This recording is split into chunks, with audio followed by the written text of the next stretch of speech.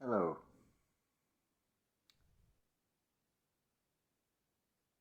As we get older in life, increasingly we'll encounter days where we get sad news, the loss of friends, family, soul family, those that you may only know across the Wi-Fi network, such as the case today. But this highlights two things. In this reality, we have rules for this and rules for that, but what is the ruling and what is definitive of how long should you grieve for example, down to personal choice, I feel. But consider also there is a mortal and an immortal, an eternal aspect. I'll put the link in the description. It's an Alan Watts lecture, which I feel will help a lot of you at this time. Those of you that know Nigel from Devil's Playground 2 channel has passed. I'm terribly sorry, I forget the name of the other person, but Paul, What the Flock TV, gave an announcement. I'm terribly sorry, I've forgotten your name. The lady in question, her mother, has also passed. But consider this, and can bring in Neville Goddard teachings into this. In you imagine how you wish to see the world, and he talks in one of the lectures about how, as he walks through, the lines of people are instantly healed from whatever ailment or problem they have had. Now, I'd like you to imagine, for example, it is your time to face death. On the face of it, it seems like a grim prospect. But is it? Because who has lived through the experience to tell of it? But consider also our imagination and from the heart, the world we wish to create. So put yourself in the position of a person who has passed. Now look at all the people you've ever known. Would you like to envisage seeing them sad, unhappy, or sorrowful, feeling sadness of your departure? And I think it's fair to say that certainly, well, I'd hope that those of you that are listening to this channel will be in agreement that those that we know, we don't want to see them unhappy and we don't want to see them sad.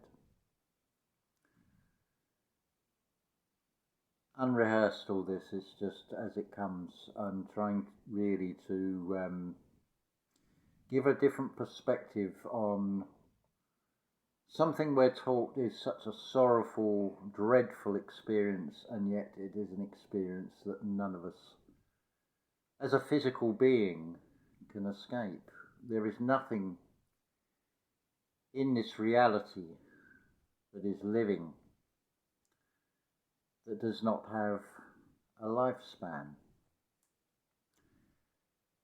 And on the law of averages of lifespans, if you look at some of these great names, as it were, the saying is the only good guru is a dead guru. Well, take for example Neville Goddard or Alan Watts or Rudolf Steiner. They didn't live particularly great ages, and it comes down to something Alan Watts talks about in that is it better to have a short, fulfilled life or a long life of unfulfillment? That's something else to consider. But I feel that this experience, these encounters we have of 1 minute someone we know, either just through the Wi-Fi or personally, or in the physical reality, that they're there and then they're not, and are we to be full of regrets of all the things we wished we'd said? What was the last conversation we've had with that particular person? These are all things, if we think about these things, and then even that, I feel, changes our perspective on our conduct as much as anything else, and brings home the finite quality of this experience between birth and death.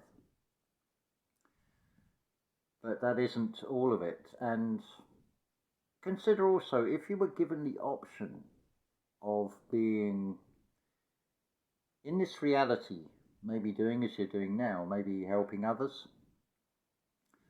or if you were offered the opportunity to be free from the physical limitations, which choice would you take? Because obviously either choice is going to have an impact on this reality. One, obviously people will notice, the other one people generally will not. But like everything else, there is so much that, what's the best way to describe this, is a non-fact. For example, when you're delayed on a journey, and we're programmed to think in the negative of, oh, I'm going to be late, and the stress and the anxiety that sort of we're programmed to then feel, and we sort of repeat inside ourselves. But how many consider that from a perspective, I've been held up, but by being held up, I'm not where I would have been, where there may well be a road traffic accident and I would have been caught in the middle of it and probably not be able to tell the tale. So there is always an unseen possibility, because everything is potential. So hopefully that will give you a slightly different perspective on things, and to appreciate the moment. I mean, this could be my last video, potentially. I could go to sleep and no more.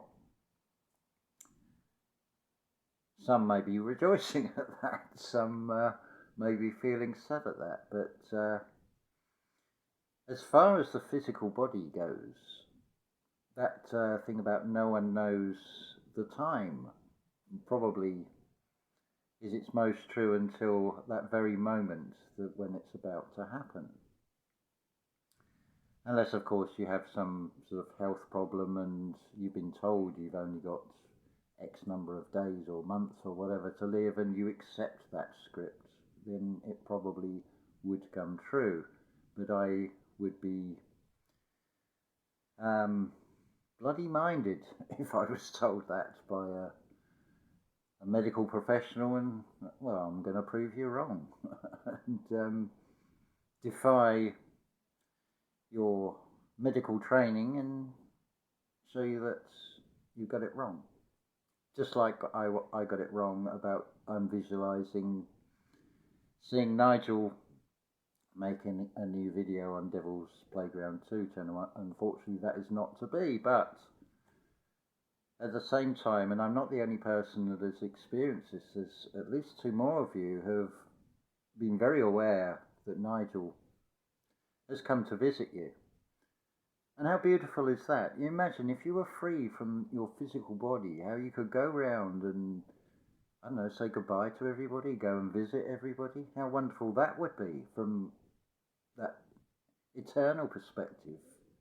Because remember, we are operating in these physical bodies in five senses, five very limited perceptions when there is far more. Because this has happened before. I'm pretty certain I mentioned it. There was one particular Friday night. I only knew Judith Field in Australia through Facebook and through Messenger and various conversations we'd had over, I don't even know how long the time period was. And she was that kind of good-hearted soul that would, I feel, was, if was given the choice, and would be one of the first to go through the door, as it were, and with the inner knowing that they could be of more benefit from the other side, as it were, that she would take that step. But there was this particular Friday night, I shut my eyes and I could really feel her presence was here, and we danced and had a beautiful evening. And Nigel, he came and had a smoke with me earlier, and it's like, "Hi brother, how you doing?" And just as you'd see him on video. And I know you're still there, all of you. It's just a bit like the radio again, isn't it? It's like we're tuned into a certain frequency, but there are many other frequencies, and many may say, "Oh no, I don't believe in that." Well, I feel sorry for you, because if you just have a material outlook that is finite, then,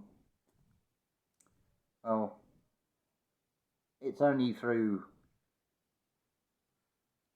a sort of open-mindedness, being open to the potential, the feelings, and feeling these things, and through that process of death, it's like I finally got to meet these people. Can't say in the flesh, as it were, but certainly in essence and in energy. So part of me is very sad about the loss. I'm going to use Nigel in particular because that's only just happened. But this can happen and affect our lives, all of us. But at the same time, there is the other eternal spiritual perspective, because we are in a world of contrast. Grieving is an experience to go through, but it's like everything else. There comes a time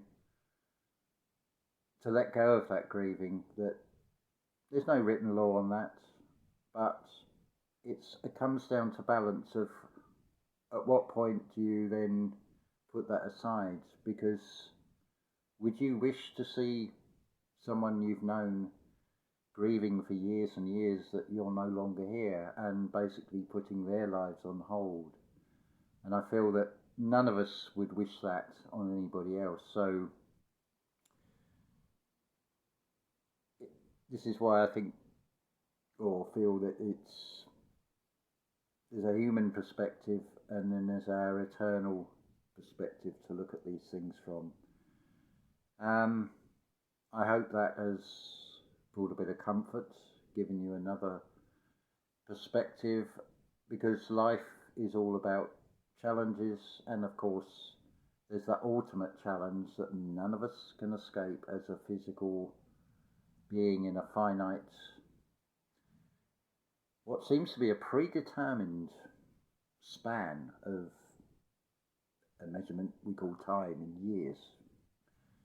But it's there, and I don't know of anyone that has actually escaped that and maintained the same physical body, for example, and maintained it without aging. But I feel also, it's in a Neville Goddard lecture, it talks of a lady who refused to accept that her fiance had been killed in action in the First World War, and every day she would go to the window denying this information, this fact that he was dead. And by all accounts, that when she was 80 years old, she still looked 30 years old. Which I feel goes to show that we can overcome everything, even aging, or at least slow it down. But it also has to be taken into balance with trying to lead a fulfilling life, no matter how long or short it is. I feel a shorter, fulfilled life, and being able to look back over a shorter time period and think, yeah, I've helped them, I've left a carbon footprint in the sands of time, as it were, that is making a lasting impact in a beneficial way. And the ego is loving that part. See, it's like in this reality, we're sort of encouraged to anthropomorphize everything. So you look up in the sky and you see Aquarius and Scorpio and Cancer and everything else, but do you really see these depictions? But if you internalize that to your emotions, it's like people you meet, recognition next time you see them again. So if you anthropomorphize your emotions, your feelings inside yourself, they get far easier to recognize, and you're able to then, when those feelings come up, be able to say, yeah, thank you. Think of them like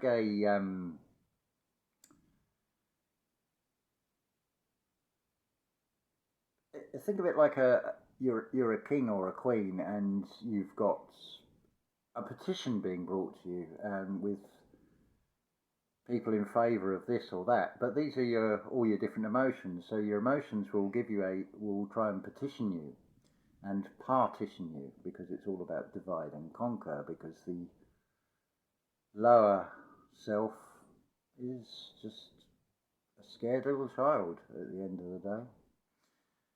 And you also have that, as Lana Labonte has just talked about on a live stream, about it just needs comforting. And it may well have even been, no, who was it? I'm terribly sorry, I've forgotten again. Somebody I was listening to the other day. It's on the tip, I can almost, it may come. But they basically said that fear reaches a limit and then it just drops off.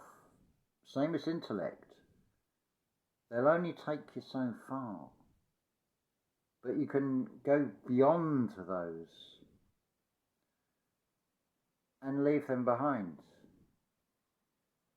There's even a contrast. You have potential, you have expanded consciousness. But no matter how far you expand that consciousness, there is no room for doubt or fear. The further you go into any of these things, the facing the shadow self, the facing the unpleasant things we don't really want to do and we want to just no. The more you face these things, the easier and easier it gets to sort of not be affected in a negative way, but to take a subjective view. So you're not affected negatively, but you can still feel the emotions without those emotions taking over and running amok, as it were. So hopefully that's helped explain things. I've got to remember to put that link in the description. It's an Alan Watts one, talking about our relationship with death, and it's a very good lecture in his beautiful delivery, amusing in places, but really makes the point far better than I could. So I will say love to you all, And even when things can seem sad, just acknowledge what they really are and the lessons they are here to teach us, because this is all what we're here for, to have an experience, to go through an experience. So for there to be an experience, there are contrasts. Some are good, some are bad. But it's how we approach them. Treat things subjectively rather than objecting to everything. There are plenty of things to object to in this object reality material realm, but we can transmute that energy. It doesn't always have to be negative. We can stay neutral to it, and we can acknowledge the good and the bad in it all. So love to you all, and another video coming soon, no doubt.